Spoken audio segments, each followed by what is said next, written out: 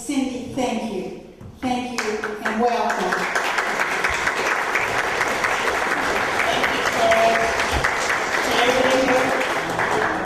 Because I'm taller than Claire. I think this is good, right? Okay, so first of all, I have to say thank you. Thank you to the Asheville War tax resistors, the Fools of Conscience, is that what you call yourself? And Nutric and Ruth for having this organization and for being there for me when the IRS finally caught up with me last year. And just for everybody, like I said last night, who have been doing this work for decades, you know, and then the people who are contemplating doing it now.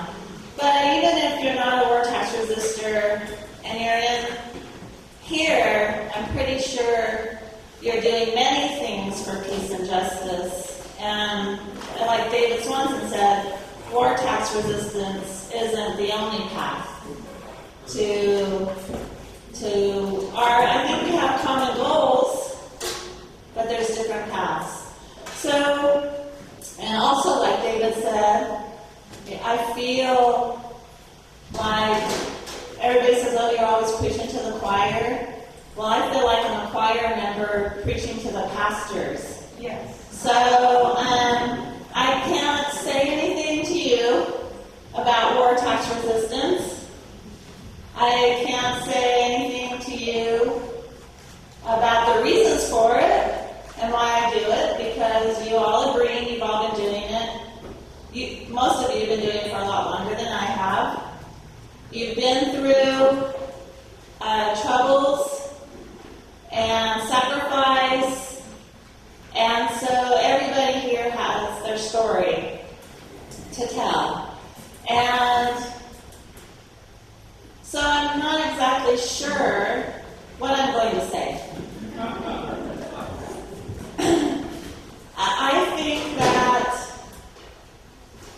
you know, people say that if you have a job and you go to your job every day, maybe you commute sometimes 2 or 3 hours to get there, 2 or 3 hours home, and what are you working really hard for? You're working really hard to buy things you don't need, usually. And if you didn't have to commute 3 hours, you wouldn't need a car, you wouldn't need to spend so much on gas and car insurance and blah, blah, blah. So people call that the rat race, right? They say we're in the rat race. And if you're not in the rat race, then our society has conditioned people to think that there's something wrong with somebody who doesn't want to be in the rat race, right? And so I don't look at it like a rat race. I look at what we go through in the United States as being trapped on a hamster wheel. You know, we're constantly spinning our wheels, right? Or not us, but our society. People get on this hamster wheel and they have to run so fast they can't get off. You know, and so now that I'm not in that, I look at that and I think, what kind of life is that? Just working, consuming, wasting, you know, poisoning. And that's considered normal. And people like us are considered abnormal. Well, maybe we are. But we're considered nuts, crazy, like I told you earlier. I can't count the number of times I've been called a moron. Batshit crazy is something people like to talk to me about, also what I am too. And so then I look at these people and I feel sorry for them. Is this what life is? Constant toil for the owners of our society? Is that what we're supposed to do? We're supposed to work till we die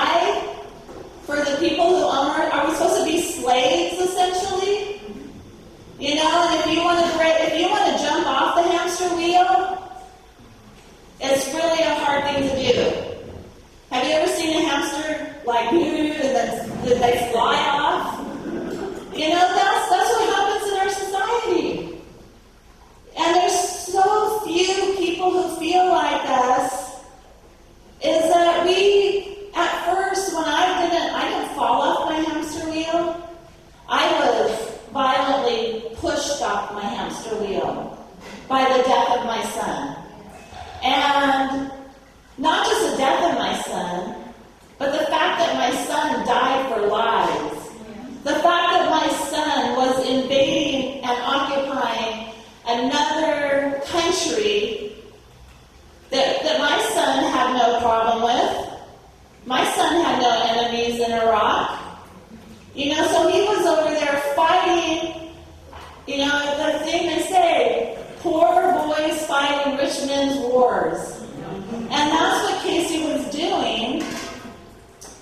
And so, for lies, for profit, you know, for imperialism. And so I was shoved off my hamster wheel. And I didn't have a safety net. Right? And so I thought, I'm already off the hamster wheel, so what else can I do? I didn't have these conscious thoughts. I kind of developed this philosophy later on. But, you know, war tax resistance was one of the things. But when I first started being a war tax resistor, it was all because of Casey. It was all because they killed my son. They killed my son for lies. There was no reason my son should be dead. You know, if he died for this country, then I'm not paying this country another dime. This country already took something from me that I can't even quantify the value, right? But the ironic thing is, to the people who killed Casey, he has no value. The only value, and not just the warmongers, but the owners of society. The workers, individually, we have no value. It's only when we collectively work together and become a threat to their bottom line is when they start to pay attention to us. So somebody that I thought was so precious, so, valuable.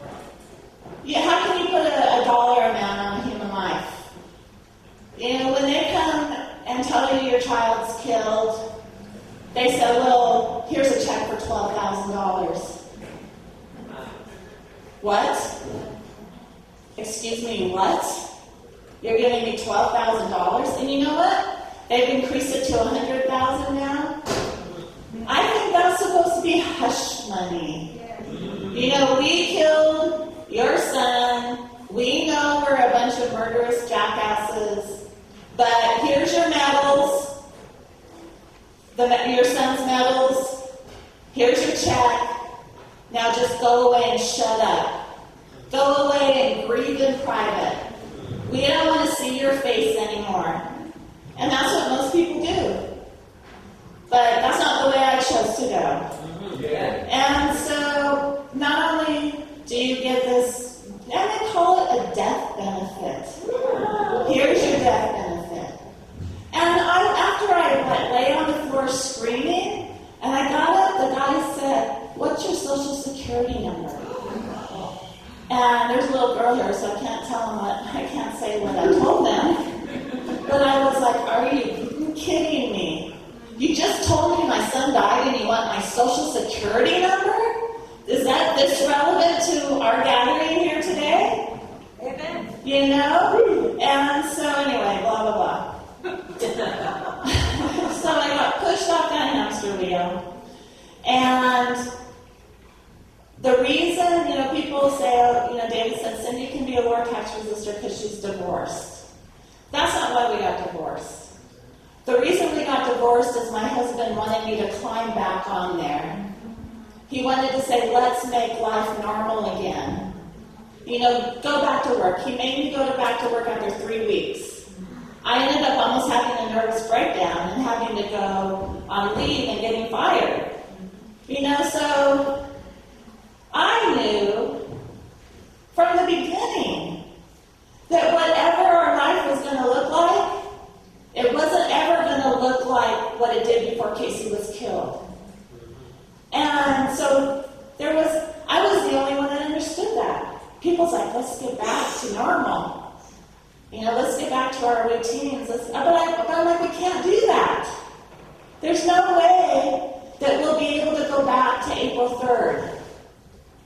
We're going to have to move forward, and who knows, maybe we can forge something that is just as good, but doesn't have Casey in it. And so I did not get back on that hamster wheel.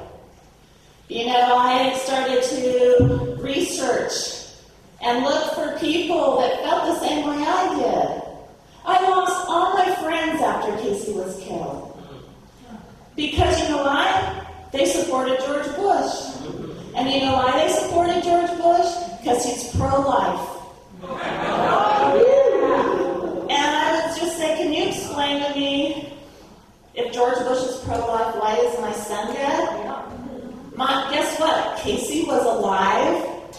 Are you just talking to me that he's pro-birth? Yeah. I think that's what you're trying to tell me, because he's certainly not pro-life. So I was alone. I was by myself. I wasn't participating in the hamster wheel anymore. And so I started trying to find people like you all. I thought there must be people out there like this that felt the same way I do.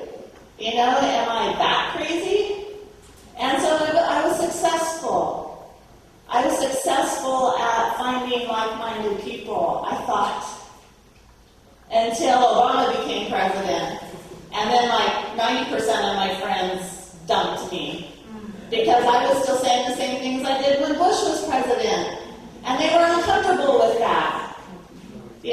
So anyway, when I became a war tax refuser, I just ignored the IRS. I didn't file. Every time I got a notice, it went in the garbage. And I was just like, what are they going to do to me? Are they going to kill another one of my kids?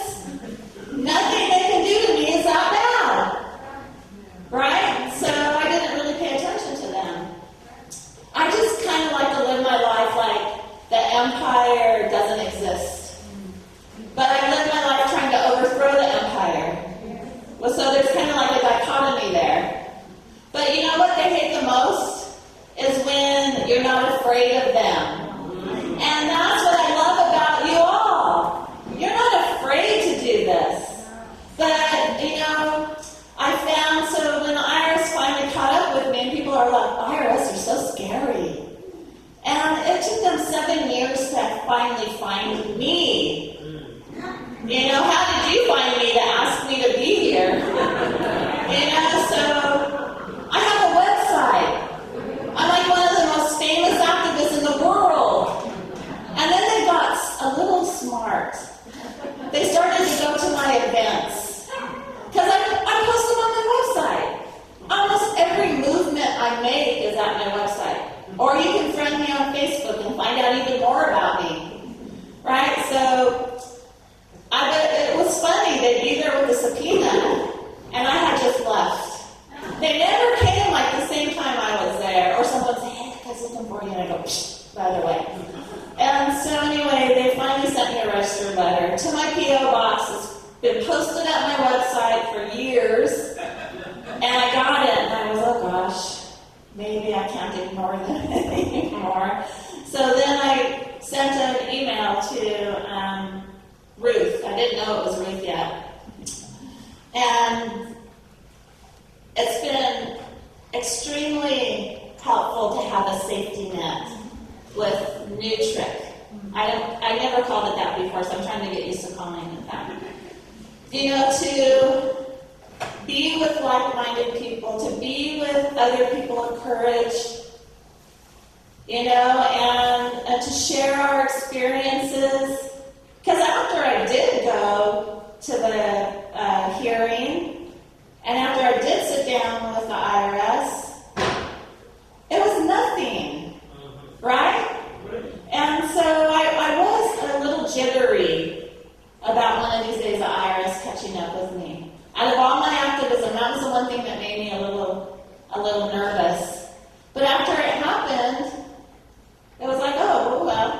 You know, I don't know if all of you know my experience, but my experience was very wonderful. It's like the only wonderful experience I've ever had in court. It was amazing, because I've been through so many things with this government, and they want to make you feel like you're nothing.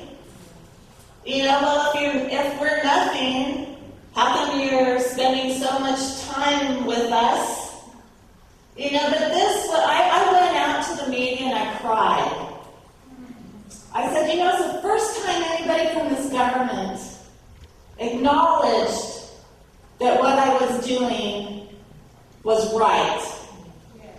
And it was amazing. So shortly after that, after they went all over looking for my millions I have hidden somewhere, I hid it very cleverly. They couldn't find it.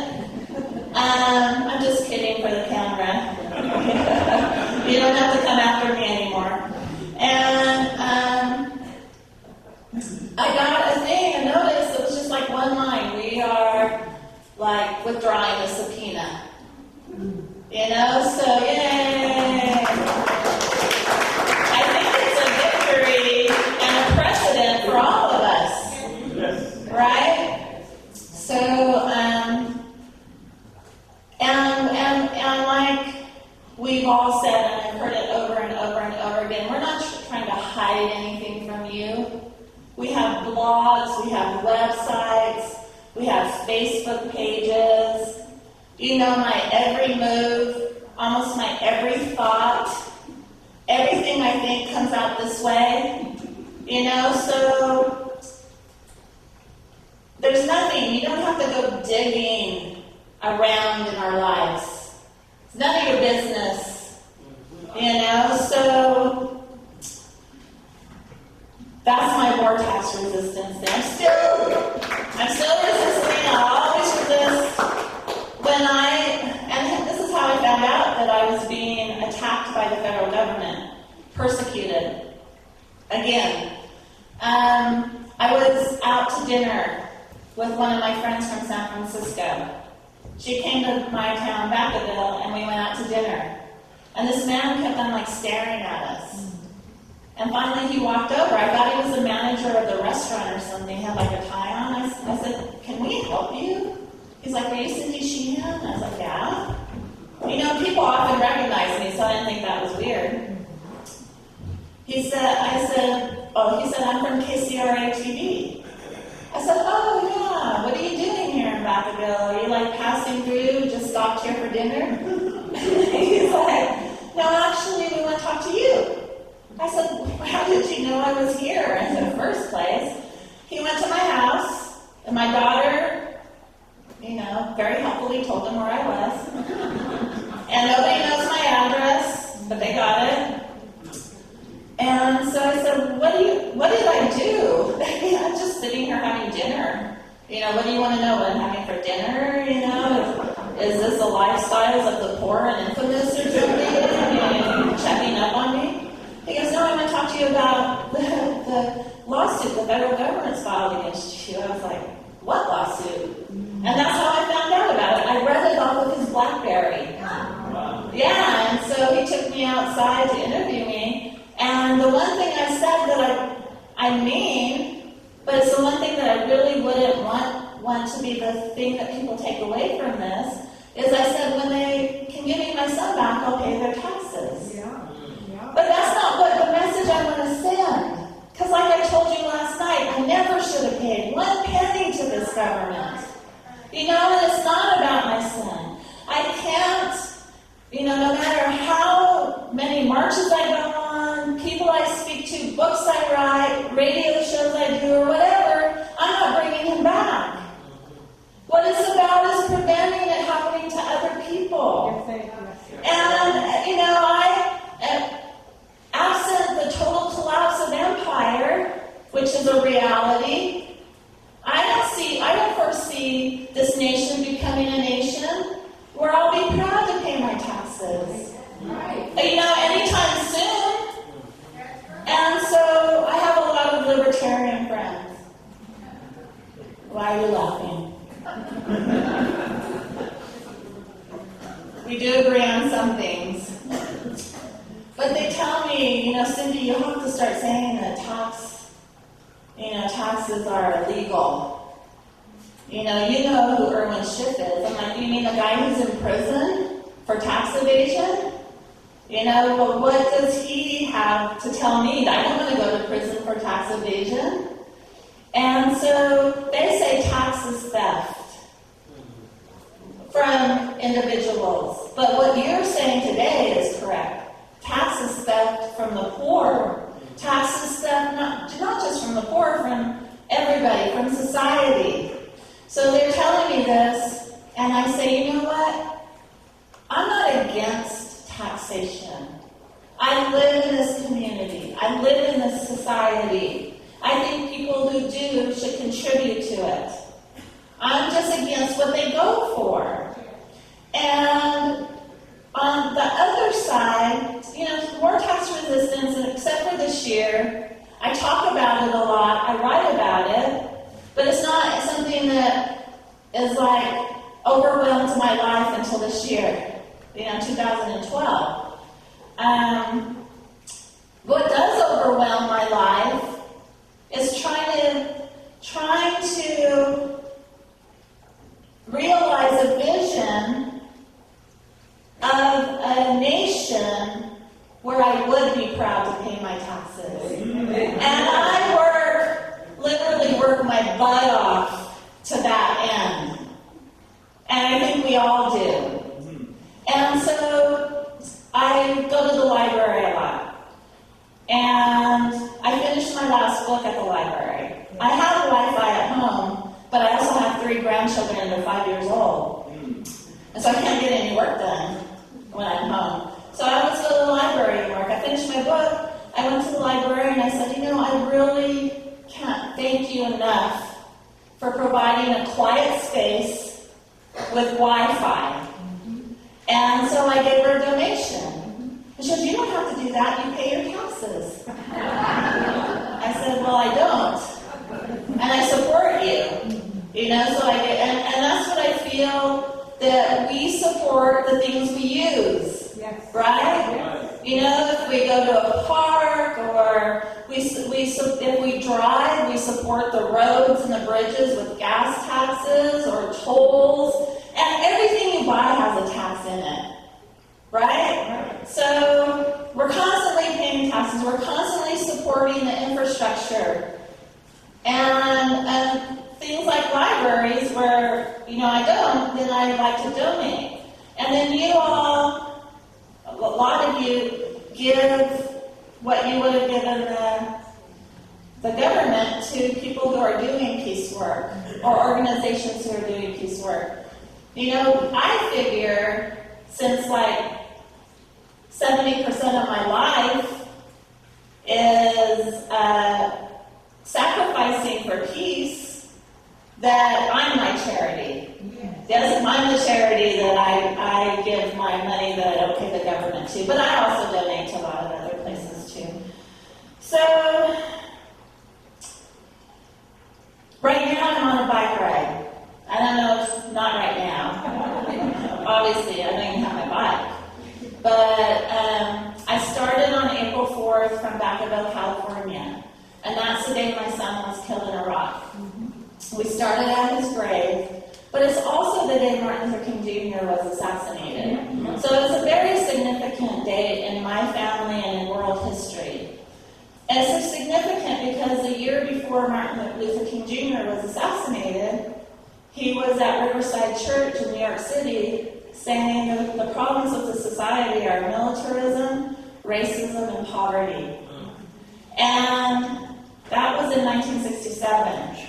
This is 2013. That was 46 years ago? I was alive. I'm old. Wow. And so, nothing's changed in those 40 years, except maybe some of that stuff has gotten worse. Racism is a hard topic for all of us white people to talk about. And then we have a person of color here. And the people who activate around 9/11, they say 9/11 is a day that changed America. Maybe for middle-class white people, it was the day that changed America. You know, but I realized from the founding of this country, we founded it on genocide. We founded it on forced black slavery.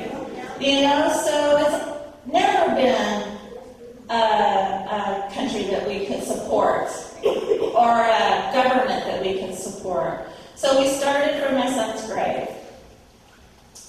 And we're biking to Washington, D.C. And first we went all the way down to California. California's a really long state, by the way. It's not too wide, but it's super duper long.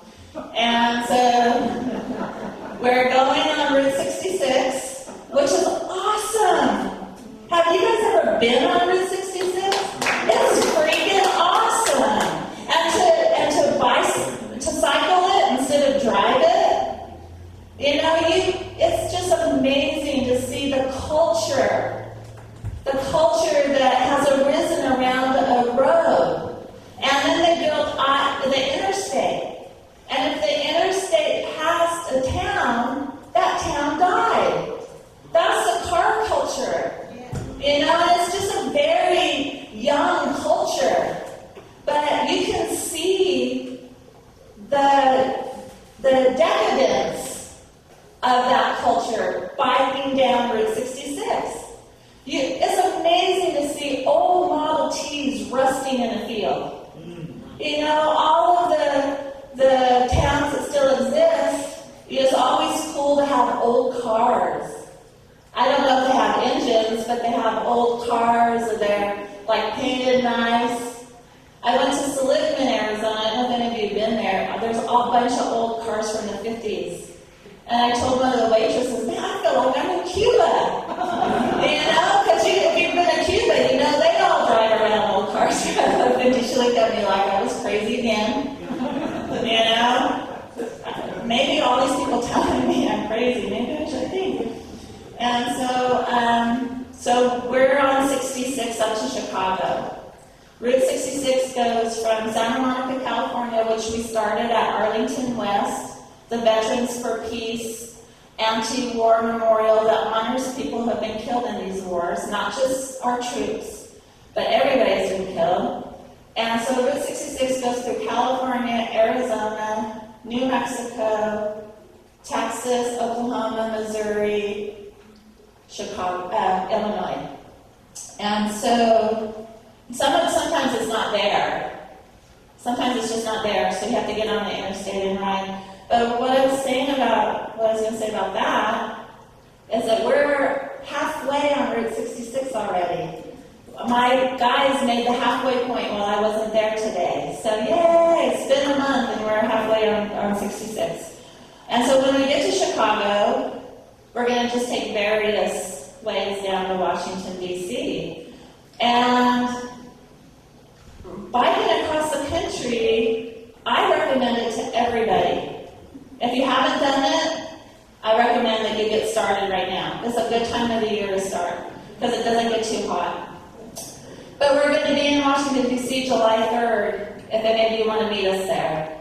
We're going to have a convergence on the White House.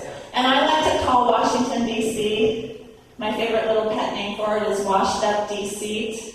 And I don't like to spend that much time there because it's malignant. And so we're literally biking in, presenting a petition, and leaving. I have a flight home that night, you know, so, but because to us, it's not about the destination, it's about the journey. It's about meeting with people in these small towns and big towns, trying to convince them that not only is the empire a problem, but maybe we should look at our own lifestyles too, without judging people. You know, riding a bike is evident, you know, trying to tell people Our addiction to fossil fuels is killing life on this planet. Right? So, not just, we know that the military uses the most fossil fuel of any other, and it pollutes everywhere it goes, is a Superfund site. But we also have to take responsibility for the amount of fossil fuels that we use. And to try and wean ourselves away from that. You know, I'm for, you know, I work for peace. I'm known as a peace mom. But I think the issue of the environment has to be the number one issue. That has to be the number one issue that we address. And we can't just have protests in D.C. and think it's going to be addressed. You know, we have to be on the ground everywhere addressing this issue. Everywhere they want to frack, everywhere they want to put in a pipeline, anywhere they want to drill offshore, whatever. Nuclear power. Coal, clean coal. You know, we have a president who supports all of these dirty energies, right? So we're trying to go through the country talking about these issues. We're talking about the issues of war and peace. We're talking about the issues of the environment, sustainable energy. I'm really getting on the bandwagon about bike lanes and bike paths because I have driven over some really scary crap. And I've been on I-40 where the shoulder was this big. And there's no other way to go, you know, unless you walk your bike through, you know, through the side or something. There's no other way you can get anywhere. And so they made it so we have to be dependent on cars. We have to be dependent on fossil fuels. And so we're talking about these issues. Another one of our major issues, of course, is stop the prosecution of whistleblowers. Amen. But going with that is, why are you prosecuting people like Bradley Manning? And I don't even want to say prosecuting. I want to say persecuting.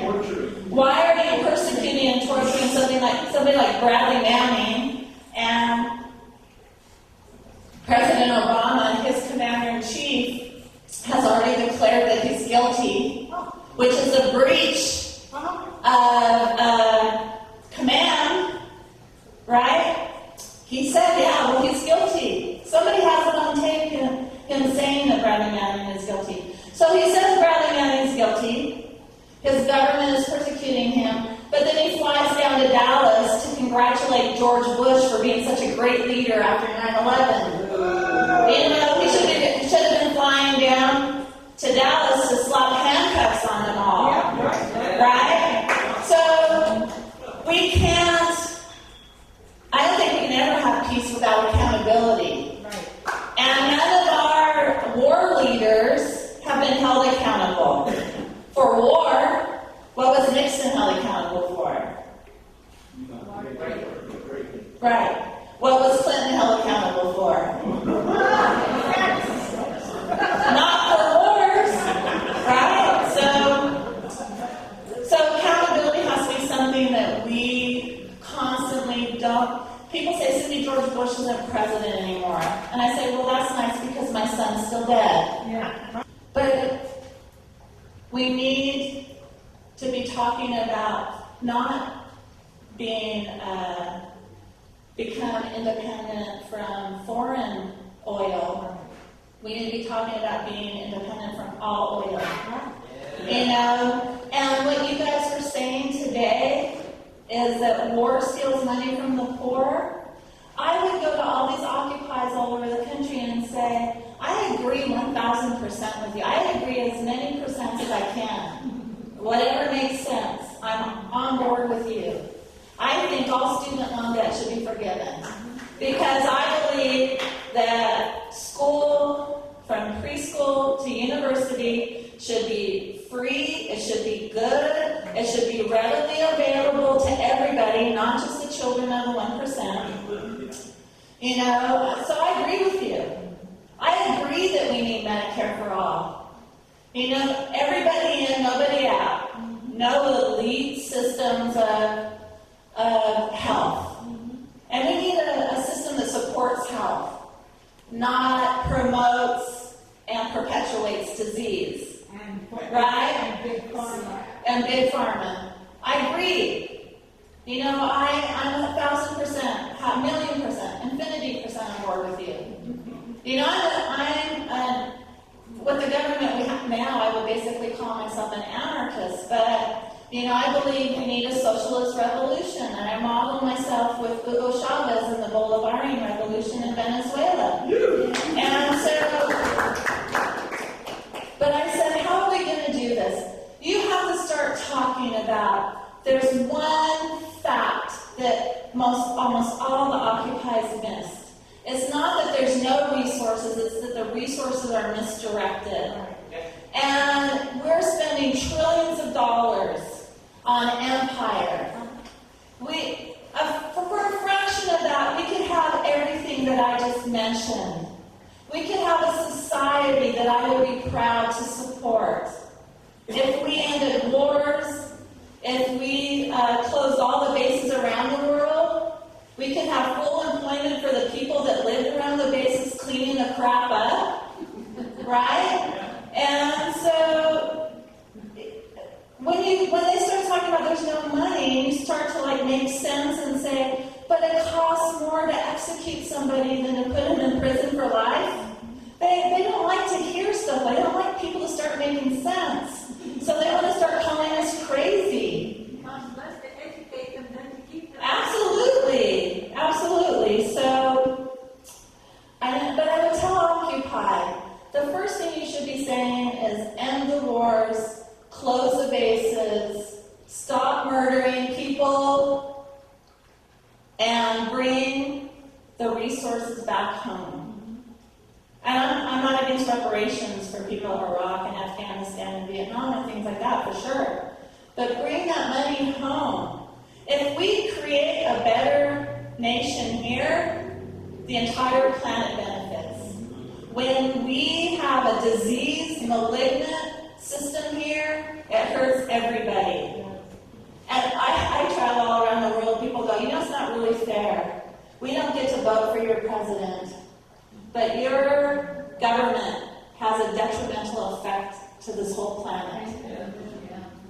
It's not going to change until we make it change. It's not going to change until we take the blinders off of partisan politics and work from our core values and what we know is right. And that's what you do every day. You know, I don't care if nobody's watching me, nobody's joining me riding my bike, because I know it's right. And it's the only action you can do where you're far healthier when you get there than when you start the action. This woman has almost killed me like 3 times, right? So I don't care. People know I'm a war tax resistor. My revenue agent even told my lawyer, why does she have to be so vocal about it? And my lawyer said, well, why should she do it if she's not going to be vocal about it? But if nobody knows what we do every day, we still do it because we know it's right. You know, if I accidentally drop a piece of paper, nobody watches, I pick it up. You know, we activate out of our core principles, whether we're having a big splash or a ripple that goes on to infinity. So until we organize, be inclusive, young, old, white, black, brown, male, female, gay, straight, blah, blah, blah, all those things. You know, we'll even include the religious people. I'm a recovering Catholic. And so, then nothing's going to change. Right? But we have to convince people, and I say this all the time. It's not that people don't have power. Here in the United States, we're afraid of our power. We're afraid to recognize that we have power. Because if we recognize it, we have to act. We can't just vote for somebody and hope against hope that this time, no matter how many years of history we have, that is going to be different.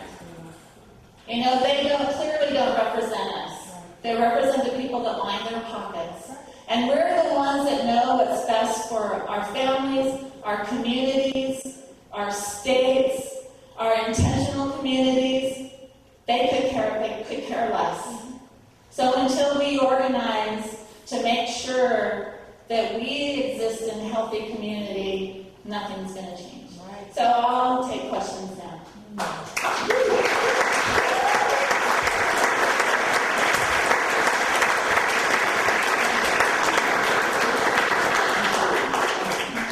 Cindy, what was the name of the magistrate that ruled in your favor, and is that transcript online somewhere? Yes, I believe the transcript, I don't think it's online, but we can put it online because we got it. And I don't remember his name. I think it's something like Burris. I don't know, the article you wrote, I think it's still on the table, it's a little gray folded sheet about peace has its day in court. Yeah. So she wrote that right after court, and his name might be on that. Yeah, so probably. But we could also scan the transcripts and put them online too. Yes? Well, I have two comments and a question. One comment, you said we all want to work for a government work to pay taxes to. It's not true for me. I think taxes are based on coercion, that's forced labor, and no system based on forced labor is worth having. And How do you know I want a system based on forced labor? you said you wanted taxes. That's what taxes are. I said I would be happy to support a society that's healthy. Wouldn't you? I hope that's different. And the second thing, he said, we still have troops in Afghanistan. You have troops in Afghanistan. Oh, I forgot. I forgot. Without citizenship. I heard you last night. I forgot. I said we. I didn't mean we. They're not my troops. All right. I just misspoke. Politicians can say that. I just misspoke. My question, where are you on 9/11 since you spoke in St. Pius Church in Chicago? The yippie there tried to get you to understand that the Arabs did not do 9/11. It was the work of Mossad and the neocons that stole the 2000 election. Are you angry with me? No! Oh, okay. You sound angry. I think maybe we need to have a beer or something. I'm just trying to project. Sorry. Okay. I don't like people being mad at me. Why not? Okay. I appreciate your speech. Okay. I don't remember. I've been to Chicago many times. I don't remember I was at St. Pius, but you know, I think the government obviously lied to us on 9/11 because that's what our government does. And Not all of it. Sure. oh, I'm sorry. That's what the U.S. government does. And I'll try to modify my speech to reflect that. But I think there's a lot of inconsistencies about 9/11, and the 9/11 report was obviously a sham. But I don't know that Mossad did 9/11. I don't know. The neocons certainly had the plan. They said we need a Pearl Harbor-like event. And I think right after 9/11, didn't George Bush say something like, this is a new Pearl Harbor? Yeah. So, and I don't put it past them. I think they could have done it. You know, Cheney or the neocons, or, you know, it could have been like a global intelligence community thing, because there's a lot of evidence that the ISI was involved. But one thing that really bothers me about the whole it's an inside job, and I don't even know if that's what you're saying. Okay, but what bothers me about that is it kind of says that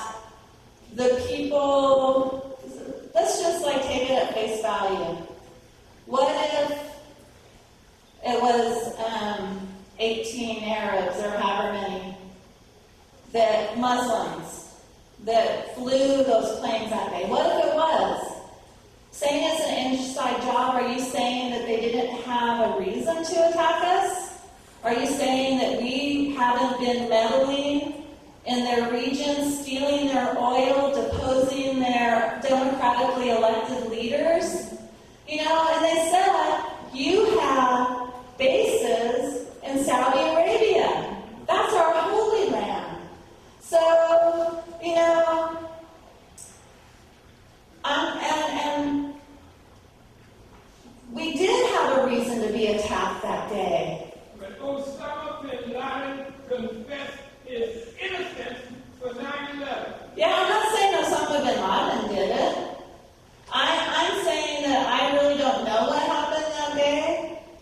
But what I do know happened after it is our country started to destroy our civil liberty. That country decided to destroy our civil liberties, human rights, wage I don't know how many wars now, kill I don't know how many people, profit mightily, destroy our own economy, right? That's what happened after it. I mean, as someone who travels, I feel it's a huge violation of my civil and human rights to go through, you know, to be molested every time I have to fly. So that's what happened after 9/11. What should have happened, and what I was even saying at the time, before my son even was deployed, was we should be looking at our lifestyle here in the United States and making it more friendly, being better citizens of the planet. That's what we should have done, and that's what we didn't do. Now, if you look at everything that's happened afterwards, it seems like they wanted to go into Iraq. George Bush said that in his first staff meeting, his first cabinet meeting. He says, how can we get Hussein? He's in 1999. He told a reporter, if I'm ever president, I won't make the mistake my dad did. I won't stop at the border. I'll go take out Hussein. Right? They wanted Iraq. They wanted Syria. They wanted Libya. They wanted all those countries. For Israel. For Israel. To make Israel feel more secure in the region. Instead of living, you know, peacefully and building bridges and not walls, they could have security in the region. We could have more security. But we're constantly building the walls and not the bridges. So that's what our tactics should have been after now. But I don't see any government in the United States handling things that way. So then they properly have all of us, because we're conditioned from birth to obey authority and to love the United States of America. I was called anti-American when I was in second grade. I'm not kidding. My teacher, and this was in 1964, my second grade teacher said, ask the class of 7 and 8-year-olds, what would you do if a red communist, it's always a red communist, right? I always picture them like the devil, right? Came up to you. I didn't know who I was more afraid of when I was 7, a red communist or the Holy Ghost. Because I was like super afraid of the Holy Ghost. I didn't want to get haunted by the Holy Ghost. And so she said, if a red communist comes up to you and puts a gun to your head and tells you not to recite the Pledge of Allegiance or he'll blow your head off, what would you do? And I raised my hand. I knew that answer. And I was really shy. I hardly ever volunteered. She's like, Cindy Miller? I said, I wouldn't say it. Duh. You know? I was called anti-American and sent to the corner. You're supposed to die. Yeah. I was supposed to say it and get my head blown off. Where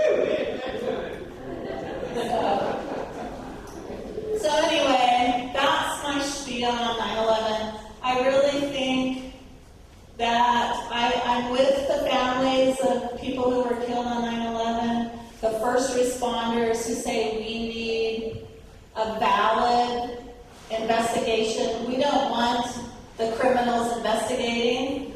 You know, the cops always investigate the cops, and guess what? They're always like found not guilty. So when you have the establishment investigate the establishment, you know, it's either going to get a slap on the wrist or going to be not guilty. So anyway, any other questions? Yes. Do you think there's anyone who can run for president that we would support? Do I think there's anyone who can run for president that we can support? Well, do you mean anybody electable? No. No, Nobody electable. So my whole thing is that federal elections are practically a waste of time. You know, because we only get, especially the president, we just get to choose between the candidates that were selected for us to choose from. Yeah. You know,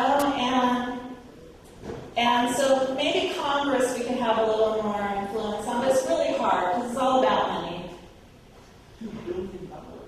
Yeah, they spent $3 billion this year on elections. So, and that's all the elections. So I think, nope, was it only billion? Yeah, it's only billion. I get all those numbers mixed up. I could say it was like $60 trillion. To me, it's just a big number. And so I think to make more of an effect, we should run locally. Run for local office, get on school boards, get on city councils, run for governor, run for state senator. You know, do something that's more local because I think we have more of a chance to influence the policy. You know, so that's another thing. If we think we're going to influence policy, I thought I was going to do that. When my son was first killed, I thought those people in D.C. had some decency. Can you stand, please? On this white script that you've been speaking this message, what kind of response have you got? It's been wonderful. It's been a wonderful response to what we're saying and what we're doing. The crowds are small-ish. You know, some places there's more people. But I first started doing my anti-war work at the end of 2004 and the beginning of 2005. Well, 2004, I actively campaigned against George Bush. I wasn't campaigning for anybody, but I was campaigning against George Bush.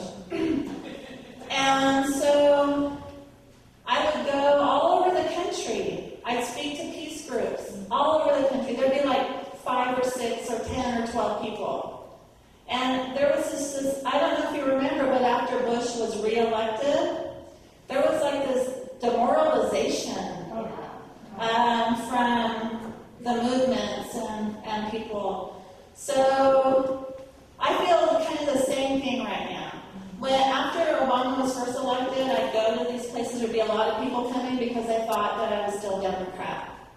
And I'd start pointing out that, you know, these inconvenient things that Obama was actually doing. It's one thing to say something, but then the actions. And people were walking out on me. I never had that before. I was like devastated. But I'm sensing the same thing.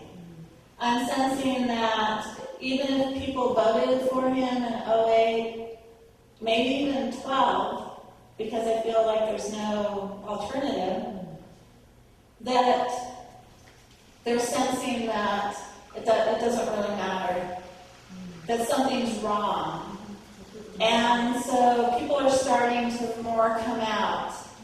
And I am adding people to my list instead of subtracting people from my list.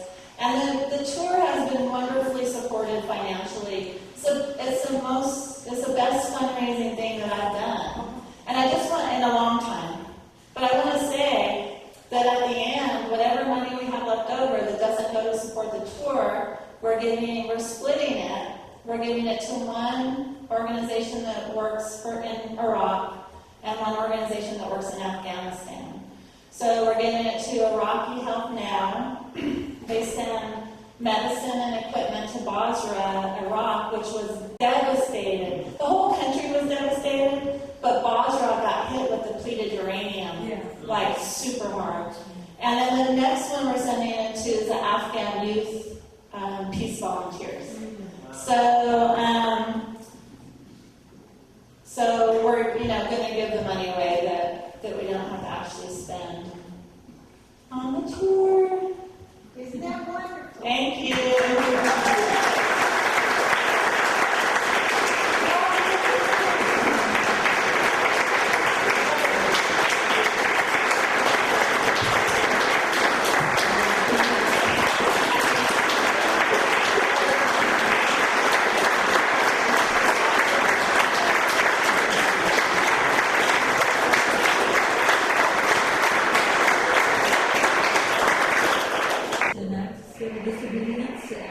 From up on the 5th level,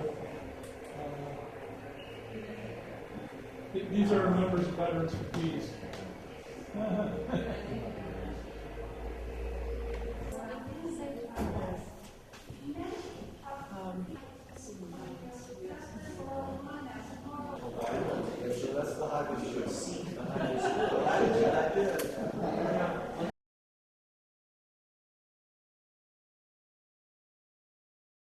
The Quaker House, he stood on the front lines at Fayetteville, at the Fort Bragg, the largest institution there, and he assists soldiers in conscientious objection. And what he sees is this phenomenon of Christianity embedded within militarism. And that's what he's trying to express there. So say hello to your neighbor when your community is in need. Rush to your aid and public hold the door and speak to a stranger.